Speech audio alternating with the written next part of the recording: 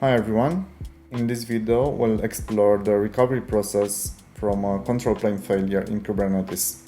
To simulate this, we'll use a minimal cluster with a single control plane instance and 2 workers. The scope of this simulation is to understand the impact of a control plane failure on our applications and services running inside the Kubernetes cluster and how we can reduce or eliminate the downtime of our applications and recover the cluster. During this process, we'll serve traffic from an application running inside this cluster. We have Metabase, which is connected to a Postgres database also running in the same cluster.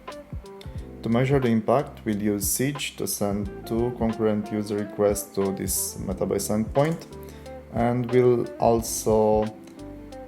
keep monitoring the connectivity to the cluster using kubectl and stream logs from one of the worker nodes. We'll start by deleting the control plane instance from the Hetzner console. This instance also contains etcd database, which stores the entire cluster state, so everything will be gone. So let's start.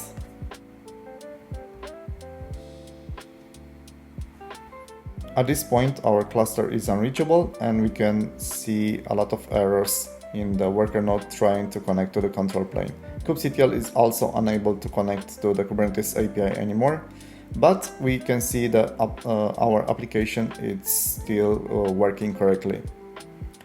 In this situation, if there are no backups, our only option is to plan the migration to a healthy cluster. This can be achieved safely, but depending on your cluster setup, this can take a significant amount of time. In Edka, we have rollback functionality, and we can restore from the latest backup.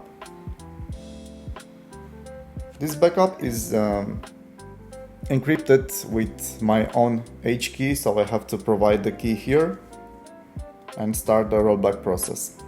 Edka will detect automatically that the control plane instance is missing and will create a new instance and restore the state.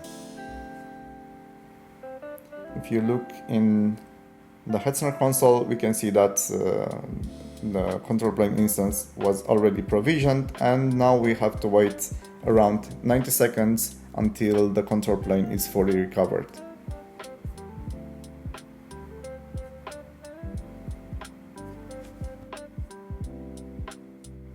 Our cluster is now fully recovered and we can resume the normal operations.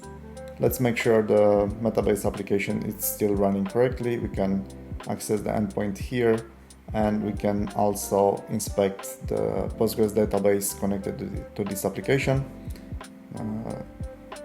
Okay, everything looks fine. One note here, this is a very simple setup.